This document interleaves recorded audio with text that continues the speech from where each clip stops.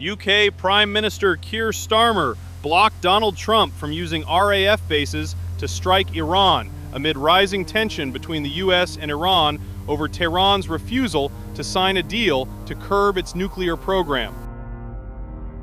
The US was putting together contingency plans for a direct attack on Iran, with long-range bombing and refueling aircraft sent to the Middle East in recent days. Any U.S. strike on Iran was likely to use the Diego Garcia military base in the Chagos Islands, the British overseas territory that the UK was planning to give away to Mauritius, and European air bases in allied countries. The U.S. did not need consent to use Diego Garcia, but had to ask the UK government before using RAF bases.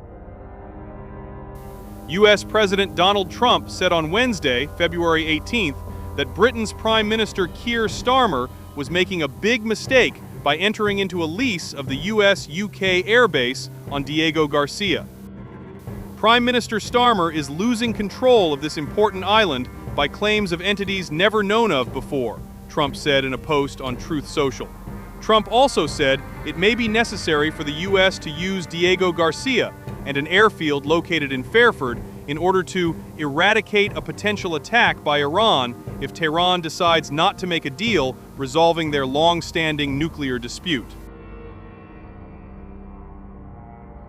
Under a 2025 agreement, Britain will transfer sovereignty of the Chagos Islands to Mauritius while retaining control of the strategically important U.S. UK air base on Diego Garcia under a 99-year lease.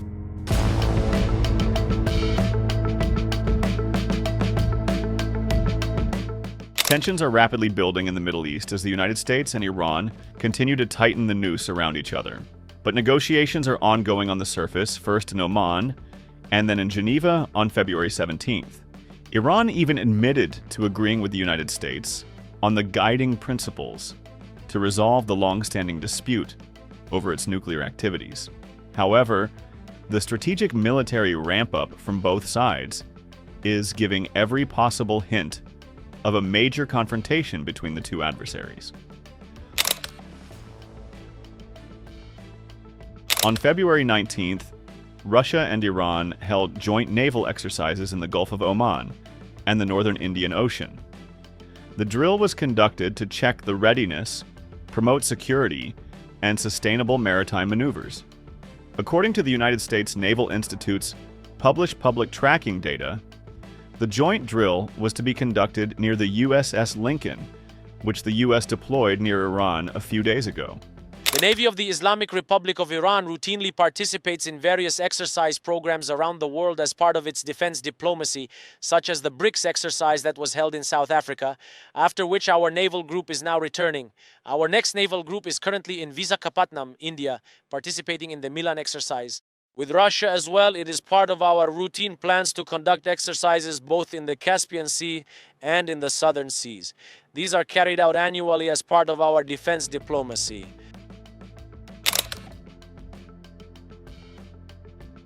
While the world is sweating over the extensive reinforcement in Middle East waters, satellite images reveal something significant that could enrage the U.S. president.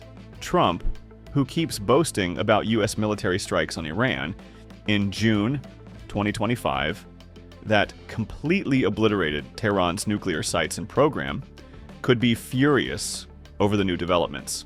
New satellite images show Iran reinforcing key military and nuclear sites by adding concrete protection, burying tunnel entrances, and repairing damaged bases. Some of these locations were reportedly struck by Israel in 2024 and by the U.S. during last year's conflict.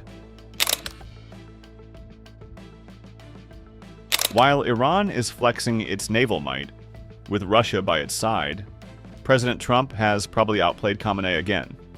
According to Wall Street Journal reports, the United States has built up major air power in the Middle East, which is being considered the biggest since the 2003 Iraq invasion.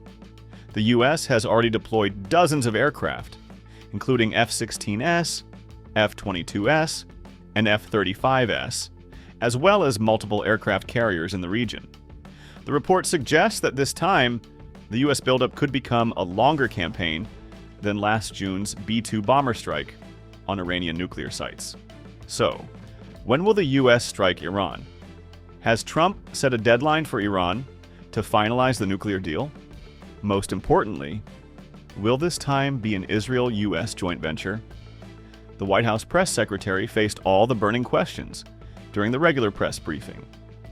On Iran, I'm not asking you for military secrets here, but can you share? Know I would be so unwise. Unless you want to give them. Can you share a little bit about the president's thinking on whether or not to strike Iran, who he's talking to, what information he's consuming, and why a strike might be necessary on a nuclear program he says was obliterated by the last U.S. strike? Well, there's many reasons and arguments that one could make for a strike against Iran. The president had a very successful operation as commander-in-chief with Operation Midnight Hammer, as you know, as you just said, totally obliterated Iran's nuclear facilities. The president has always been very clear, though, with respect to Iran or any country around the world, diplomacy is always his first option, and Iran would be very wise to make a deal with President Trump and with this administration. He's talking to many people. Of course, his national security team, first and foremost, and you know who the members of that team are.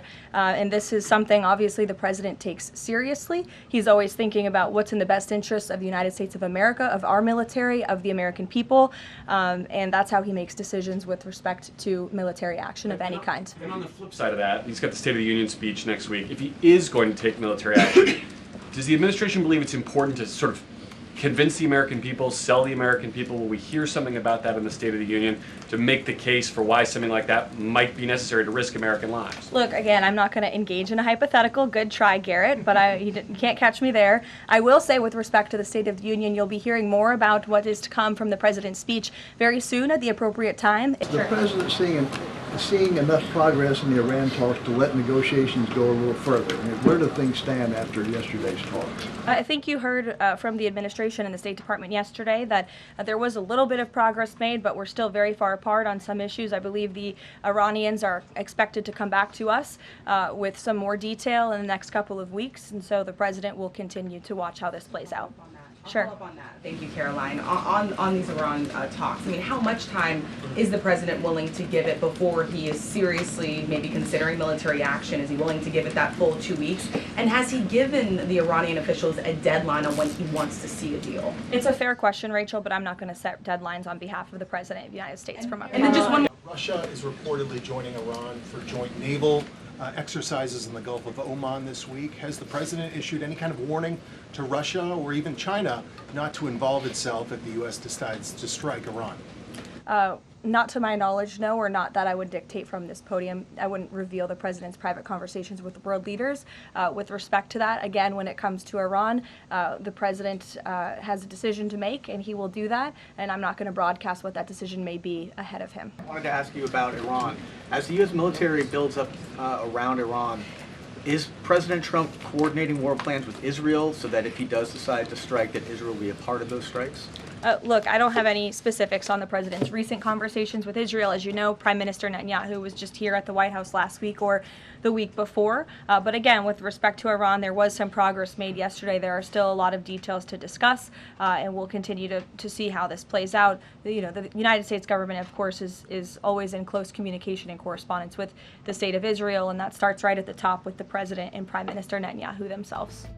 While the U.S. deploys its largest air power, Iran made one thing clear in Geneva. If the U.S. strikes this time, the consequences will not be confined to its borders. Iran has always been prepared to engage in meaningful and result-oriented negotiations. Any sustainable agreement must ensure the full recognition of Iran's legitimate rights, deliver tangible benefits, and be safeguarded against unilateral actions that undermine trust and credibility. According to these principles, and as a result of the good offices by our friendly countries in the region, which we are very grateful, a new window of opportunity has opened, under which we had the second round of the negotiations with the United States earlier today, here in Geneva. We are hopeful that negotiation will lead to a sustainable and negotiated solution which can serve the interest of relevant parties and the broader region. At the same time, as demonstrated during the aggression of 13 June 2025, Iran remains fully prepared to defend itself against any threat or act of aggression. The consequences of any attack against Iran will not be confined to its borders. To conclude, Mr. President, I would like to emphasize that the Conference on Disarmament must overcome its paralysis and fulfill its mandate through the commencement of negotiations on a comprehensive nuclear weapons convention as an urgent necessity. Accountability is not punitive, it is preventive. Inaction in the face of nuclear threats, aggression, and double standards undermines the very foundations of international law. The choice before us is clear. Either we dismantle nuclear weapons, or they will one day dismantle us. Together we can work to achieve a world free of nuclear weapons.